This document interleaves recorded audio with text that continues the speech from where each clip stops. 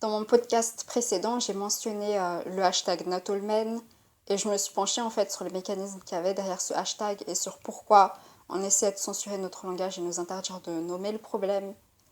Et du coup, ce qui a inspiré cet enregistrement, c'est un essai d'Andrea Dworkin qui s'intitule Pouvoir et qui est extrait de son livre Pornography, Men Possessing Women, sorti en 1981.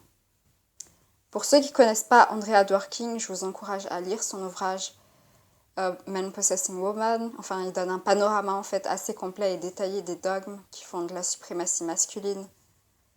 Andrea Dworkin, c'est l'une des féministes radicales les plus incontournables. Elle est décédée maintenant, mais elle a tracé le chemin pour plein d'autres féministes radicales après elle, qui se réfèrent toujours à ses écrits. Et je trouve que son essai, il est en rapport en fait avec le hashtag NotAllMen et avec le thème du langage, parce que l'un des piliers de la domination masculine, c'est d'avoir l'apanage ou la mainmise sur le langage. Dire aux femmes qu'elles ne peuvent pas généraliser et dire les hommes pour parler de la violence masculine et tout, c'est une forme de censure en fait. Et je vais lire sa citation en fait, qui est extrait de son essai Power, comme je l'ai dit tout à l'heure, pouvoir en français. Je vais lire la citation dans son intégralité et ensuite je vais m'appuyer en fait sur certains extraits en fait pour étayer mon discours.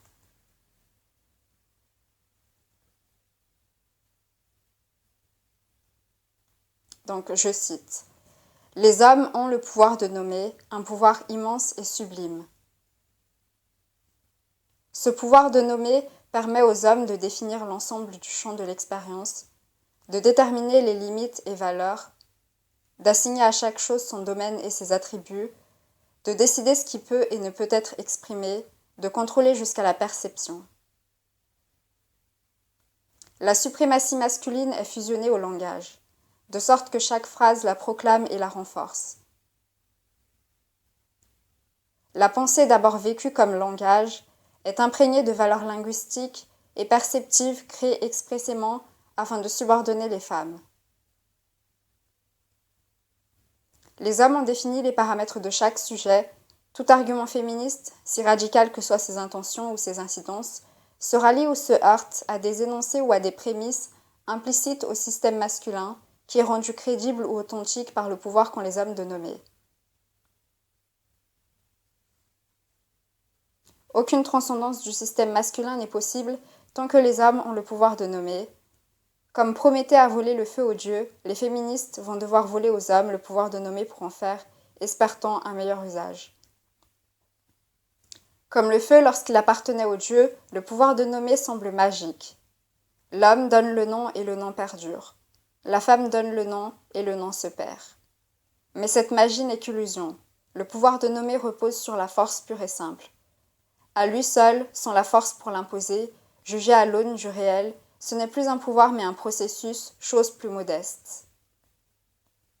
C'est le fait de nommer par décret qui est un pouvoir exercé sur et contre celles à qui on interdit de nommer leur propre vécu. C'est ce décret étayé par la violence qui inscrit le nom en lettres de sang, indélébile dans la culture dominée par les hommes. Le mal ne se contente pas de nommer les femmes mauvaises, il extermine 9 millions de femmes comme sorcières parce qu'il a nommé les femmes mauvaises. Il ne fait pas que nommer les femmes faibles, il mutile le corps féminin, l'attache de façon à restreindre ses mouvements, s'en sert comme jouet ou ornement, le garde en cage et atrophié parce qu'il a nommé les femmes faibles. Il affirme que la femme veut être violée, il viole. Elle dit non, il prétend que cela veut dire oui. Il la nomme ignorante puis il lui interdit de s'instruire. Il l'empêche d'exercer avec rigueur son esprit et son corps. Puis il la nomme intuitive et émotive. Il définit la féminité et lorsqu'elle ne s'y conforme pas, il l'appelle déviante, malade, il la bat, etc. Il maintient activement le pouvoir de nommer au moyen de la force et justifie la force par le pouvoir de nommer. Le monde lui appartient parce qu'il a tout nommé, y compris elle.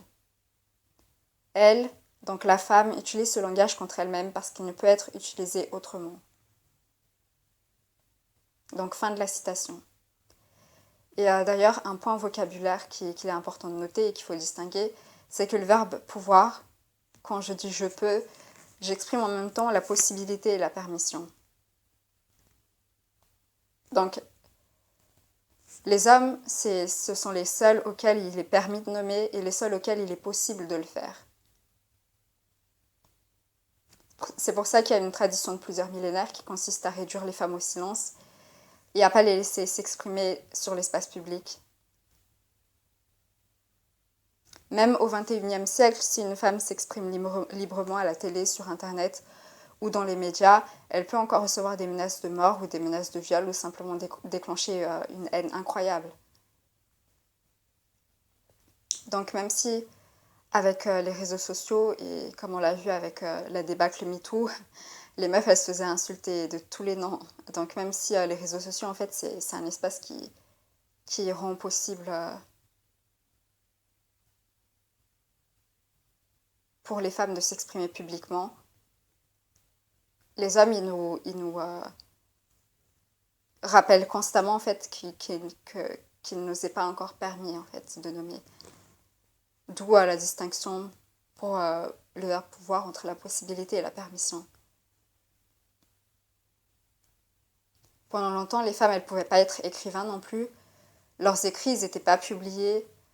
Elles devaient prendre des noms d'empreintes masculins en fait pour être publiées, comme par exemple George Sand au XIXe siècle. C'est pour ça que les réseaux sociaux, ça a marqué un tournant en fait.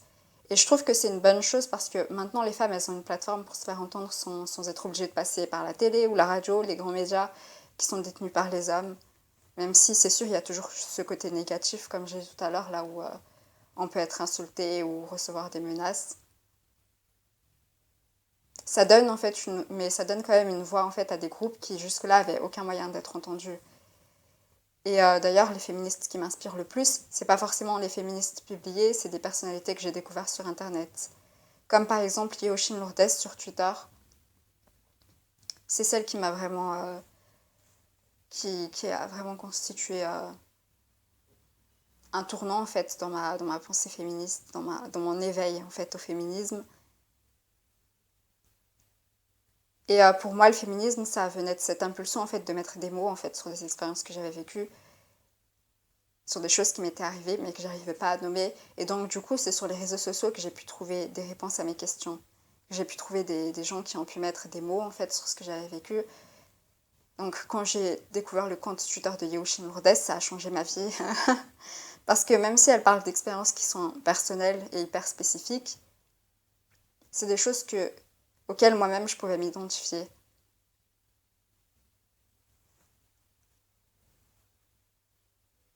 Mais j'avais pas le langage, comme j'ai dit, pour mettre des mots dessus, au point où j'avais fini par douter de ma perception. Donc en lisant en fait les expériences des autres femmes sur les réseaux sociaux et tout ça, je me suis rendu compte que ces expériences-là, c'était pas des expériences individuelles, que ça m'arrivait pas à moi seule, mais que ça arrivait à toutes les femmes, et qu'il y a un mot pour nommer ce système, c'est le patriarcat. Ça, donc ça m'a permis de prendre conscience du monde qui m'entourait et de me dire que ouais non, j'imaginais pas des choses. Et les tweets de Yeoshin Lourdes, son compte Twitter, il a validé en fait ce que j'avais compris intuitivement. Donc le féminisme, ça donne comme ça un arsenal de mots en fait aux femmes pour exprimer leur vécu. Et du coup, moi, ça m'a aidé à faire confiance à mon intuition, à écouter mon intuition et à réaliser surtout que c'est dans le quotidien qu'on trouve les violences à grande échelle. Que c'est dans les agissements quotidiens que se renforcent les systèmes de pouvoir à grande échelle. Que même le langage, un outil qu'on utilise tous les jours, il peut être agencé de manière à désavantager certains groupes, il peut être instrumentalisé, voire même utilisé comme une arme par le groupe dominant. Durant la chasse aux sorcières, en fait, il suffisait d'appeler une femme une sorcière pour qu'elle soit brûlée au bûcher. Si tu n'étais pas d'accord avec l'opinion d'un homme, par exemple, et que tu avais le culot de répondre à un homme et tout ça, tu pouvais être pendue ou brûlée vive. D'où ce que dit Andrea Dworkin dans la citation que j'ai énoncée tout à l'heure. Elle dit « Le mal ne se contente pas de définir les femmes comme mauvaises, il extermine 9 millions de femmes comme sorcières parce qu'il a nommé les femmes mauvaises. » Donc c'est ça, les hommes ils utilisent la force ou la violence pour s'octroyer ou s'accaparer le total contrôle sur le langage. Et ils utilisent aussi le pouvoir de nommer pour justifier leur violence. Et pour forcer tout le monde à accepter le langage.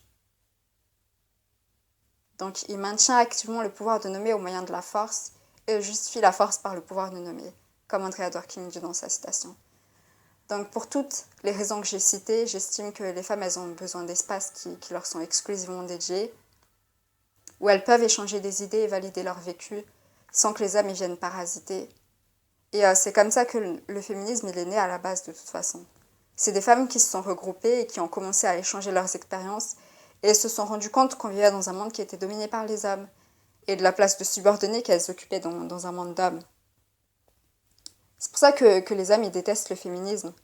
Et ils ont fait en sorte de salir l'image du féminisme parce que quand il y a une poignée de femmes en fait, qui s'insurgent contre les injustices, forcément ça menace l'ordre établi, ça menace le système qu'ils ont mis en place.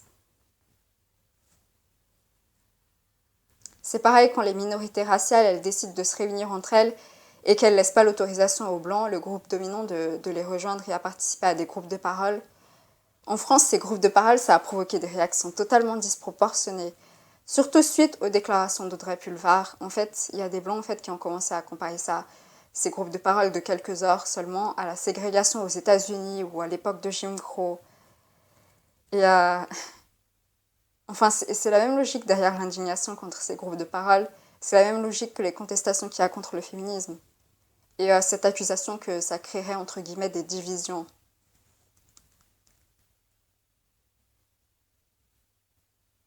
Surtout que quand des groupes minorés se regroupent entre eux, en fait, des groupes marginalisés ou opprimés, pardon, c'est là que se crée un langage, un nouveau dialecte, en fait, qui n'est pas justement défini par l'oppresseur.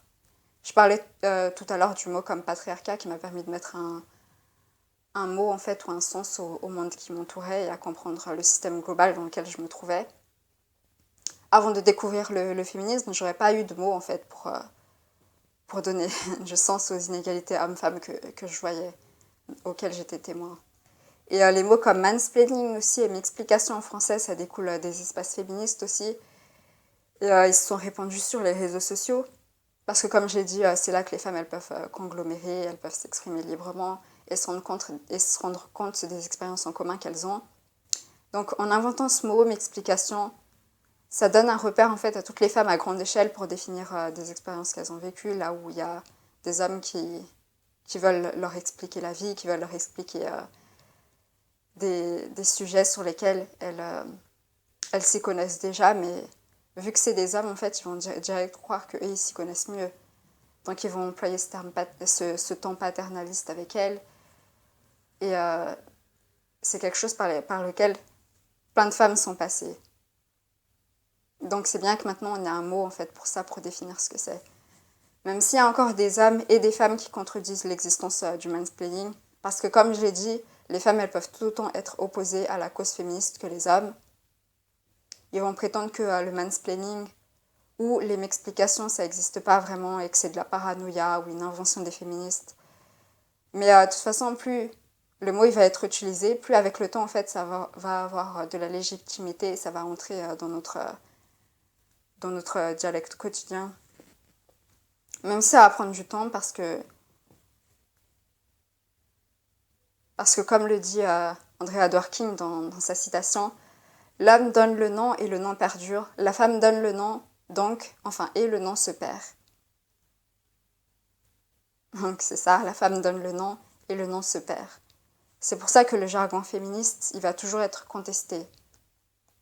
Au jour d'aujourd'hui, on conteste encore l'existence d'une culture du viol aussi, par exemple. Les gens, ils résistent encore à cette assignation de culture du viol, ils vont remettre en question le mot culture et ils vont argumenter ad infinitum pour essayer de censurer ou aseptiser le terme.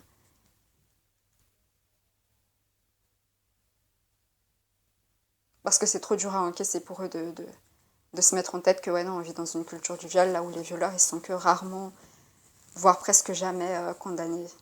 Et là où on met aussi la faute sur la victime.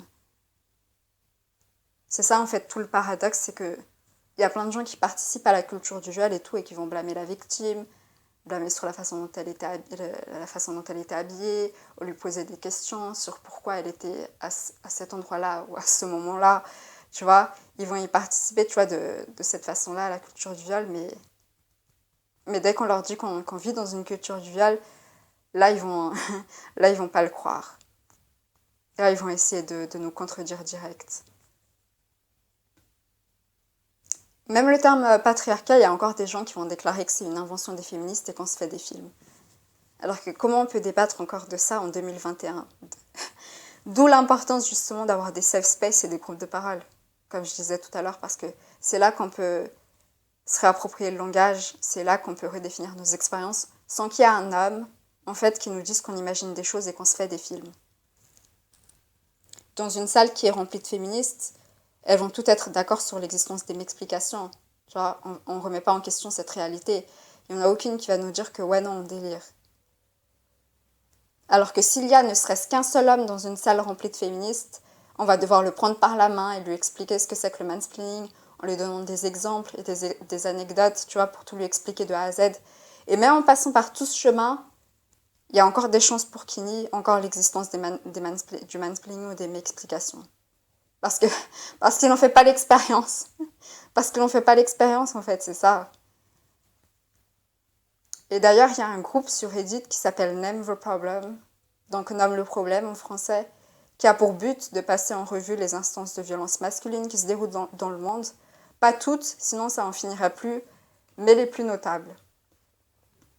Et c'est des féministes radicales en fait qui veulent changer la façon dont on parle de la violence masculine, parce que d'habitude, quand la presse elle relaie les histoires de viol par exemple, ils vont donner le nom de la victime et pas celui du perpétrateur. Ils vont aussi utiliser la voix passive en disant une femme s'est fait violer par un homme, une telle s'est fait violer par un homme, au lieu de dire ouais non, un homme a violé une femme, un tel a violé une femme, tu vois. Ils vont utiliser plein d'euphémismes aussi pour éviter d'employer le mot viol. Enfin, lorsqu'il y a eu l'affaire Brooke Turner qui avait fait beaucoup de bruit à l'époque, Brooke Turner c'était un gosse de riche blond et privilégié qui avait violé une femme qui s'appelait Chanel Miller. Et Chanel Miller, elle avait écrit un livre en fait pour raconter l'histoire de son point de vue. Et durant le procès, en fait, son père à Brooke Turner, il avait fait une déclaration qui avait provoqué une tollée. Il a qualifié le viol de son fils comme étant seulement 20 minutes de mauvaise action. C'est-à-dire qu'il essayait de minimiser le crime de son fils en fait pour éviter qu'il ait une peine trop considérable. Et à l'époque, c'est sûr, tu vois, ça avait provoqué plein de contestations, que ce soit dans les cercles féministes ou même ailleurs. Il y a plein de gens qui s'étaient insurgés. Mais en vérité, si on prend le temps d'observer la façon dont les viols ils sont relatés et qualifiés dans les médias, par les journalistes et tout ça, on se rend bien compte qu'ils sont souvent minimisés aussi. C'est pareil, durant l'affaire Aziz Ansari, les gens ils résistaient à fond et tout pour dire que c'était pas un viol et que c'était juste un mauvais rendez-vous en fait que celle qui avait accusé Aziz Ansari elle avait raconté. Et non, les gens ils avaient résisté à fond et tout, vu que Aziz Ansari c'est quelqu'un de connu et tout et qu'il a pas une tête à être un prédateur. Il a la tête du mec sympa, il pourrait être n'importe qui en fait, il pourrait être ton meilleur pote, il pourrait être un membre de ta famille, tu vois. Donc c'est pour ça qu'il y a eu des réactions aussi virulentes. Et oui, donc la façon dont les viols ils sont minimisés dans les médias et les euphémismes qu'ils utilisent. Par rapport à ça, Virginie Despentes, dans son livre King Kong Theory, elle dit que si on n'aime pas le viol, il perd sa spécificité et il peut être confondu avec d'autres formes d'agression. D'où justement l'importance d'utiliser le terme adéquat quand c'est nécessaire. Ou alors dans les médias, pour être politiquement correct, ils vont parler de violences faites aux femmes, tu vois. Ils vont encore employer la voix passive pour éviter de stigmatiser tout un groupe. Alors que quand on y pense, qui est coupable d'exercer cette violence en masse? C'est pour ça que le groupe sur Reddit s'appelle Name the Problem. Il faut nommer le problème. C'est pas les femmes qui se font elles-mêmes cette violence, c'est bien les hommes qui les commettent. Donc c'est pour ça qu'il faut appeler ça comme c'est la violence masculine. Et dans la même veine, une féministe qui s'était faite violer, elle disait que c'était injuste, qu'elles doivent qualifier le viol comme le sien et dire que ouais non, mon viol s'est déroulé à tel moment, tel endroit, que c'est le perpétrateur qui a commis l'acte, donc que c'est à ce dernier de qualifier le viol comme le sien et de dire mon viol, vu qu'il a été actant. Donc c'est son viol à lui, quoi, c'est ça. Et le fait que le langage, en fait, soit agencé de cette façon et qu'on accepte tous que le langage soit agencé de cette façon, c'est d'un côté, oui, il y a la force que les hommes utilisent, mais de l'autre, C'est parce que longtemps les victimes de viol, et encore maintenant, elles étaient considérées comme teintées ou comme souillées, tu vois. Donc c'est à la femme de qualifier le viol comme le sien, parce qu'elle devait porter les sévices du viol à vie, pas juste dans son corps et dans son esprit, mais aussi aux yeux de la société. Parce que les femmes, elles étaient considérées juste comme la propriété de leur père et ensuite celle de leur mari. Les femmes, elles étaient passées de père en mari comme une marchandise, donc un crime comme le viol, c'était considéré aux yeux de la loi comme un crime contre les hommes auxquels les femmes, elles appartenaient. Pas contre elles-mêmes, vu qu'elles n'étaient pas considérées comme des citoyennes à part entière.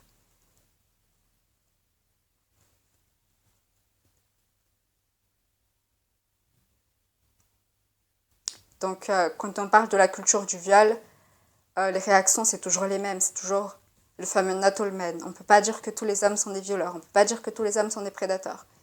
On dirait que les gens ils sont plus outragés en fait par le langage qu'on utilise que par le fait qu'il y ait autant de violeurs.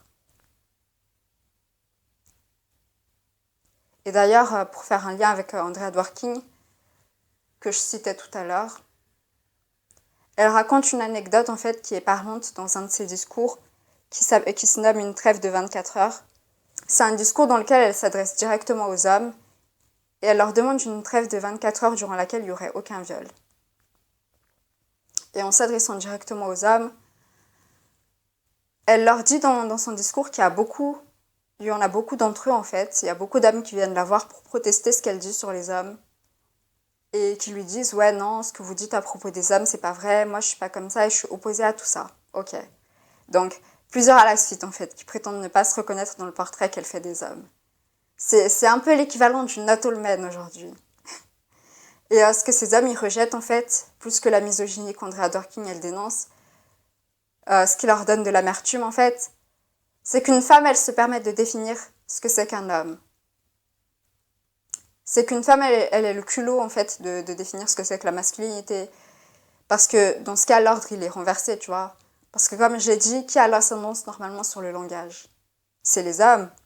Et justement dans son essai sur le pouvoir, Andrea Dworkin, elle dit le monde lui appartient parce qu'il a tout nommé, y compris elle. Donc,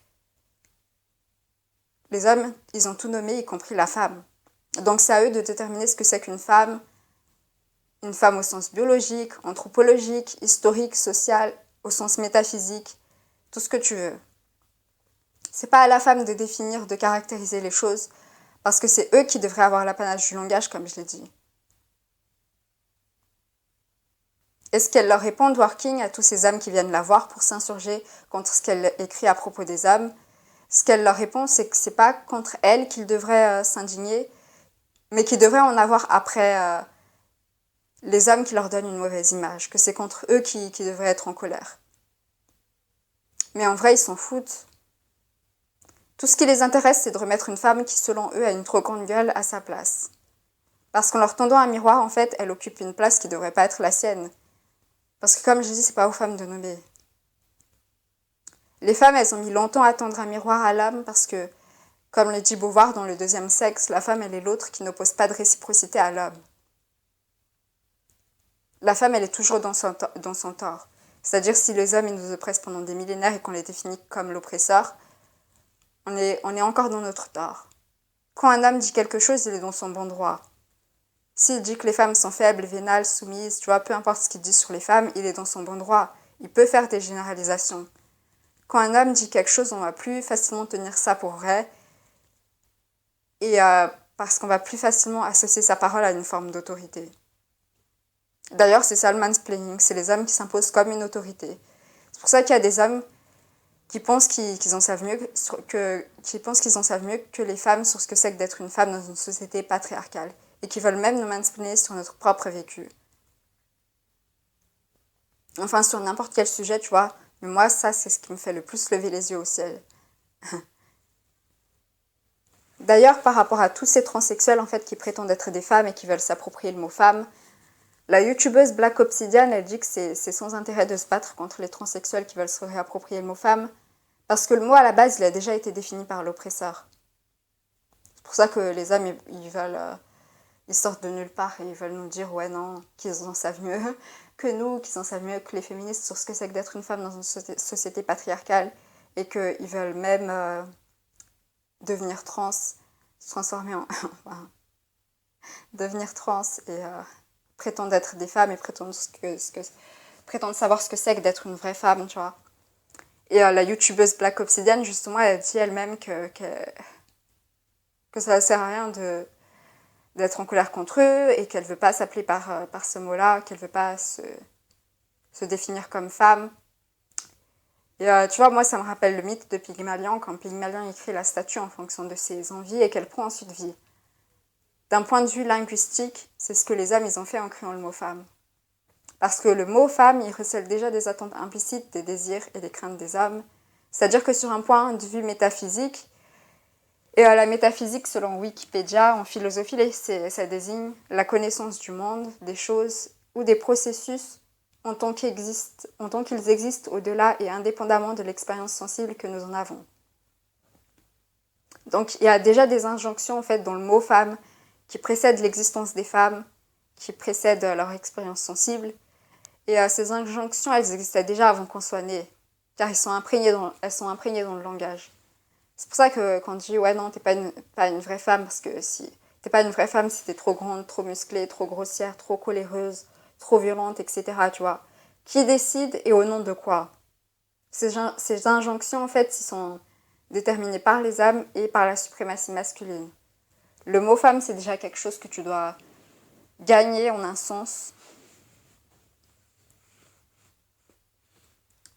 Comme le dit Beauvoir, on n'est pas femme, on le devient. Et comme on dit, ouais non, c'est une vraie femme, celle-là, ou celle-là, c'est pas une vraie femme, tu vois.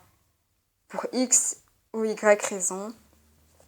Et si une femme veut faire de la muscu, c'est oh, t'essaies de devenir un homme. Tu vois, c'est pour ça que le langage, il est toujours révélateur. Et le langage, il n'est pas juste descriptif, mais il est aussi prescriptif. Donc c'est pour ça que je suis d'accord avec ce que dit Black Obsidian quand elle dit que ça sert à rien d'exagérer la gravité de la question, tu vois, quand les trans, ils veulent se réapproprier le mot femme. Donc je pense avoir fait le tour de la question. C'était un peu comme une suite, en fait, à mon podcast sur le hashtag NotAllMen. Je trouvais que ça s'imbrique, vu que quand les hommes, ils disent NotAllMen, ce qu'ils veulent, au final, c'est censurer notre langage, comme je dis. Ouais, non, tu peux pas dire que c'est tous les hommes, tu vois. Ce qu'ils veulent, c'est limiter notre langage et nous interdire de les définir parce que, comme le dit Andrea Dworkin dans sa citation sur le pouvoir de nommer, les hommes ont défini les paramètres de chaque sujet. Tout argument féministe, si radical que soient ses intentions ou ses incidences, se rallie ou se heurte à des énoncés ou à des prémices implicites au système masculin qui est rendu crédible ou authentique par le pouvoir qu'ont les hommes de nommer. Donc c'est ça, ce qu'il nous dit, c'est qu'on a le droit de parler de la violence masculine, mais il faut toujours le faire dans des paramètres qui, eux, les mettent pas mal à l'aise, dans des paramètres qui ne vont pas remettre tout le système en question. Parce que du moment qu'on dit « ouais non, c'est pas tous les hommes », on dit que la violence masculine, c'est une instance individuelle au lieu d'être quelque chose de systémique. C'est ça ce qu'on dit au fond quand on dit ça. On relègue le problème à quelque chose de personnel dans la vie privée, alors que c'est politique. Le patriarcat, c'est quelque chose de global, c'est un système. Donc, c'est pour ça que je voulais aborder le thème du langage, parce que je pensais que c'était intéressant. Et je voulais soulever des éléments de réflexion. Et voilà, je pense que j'ai fait le tour.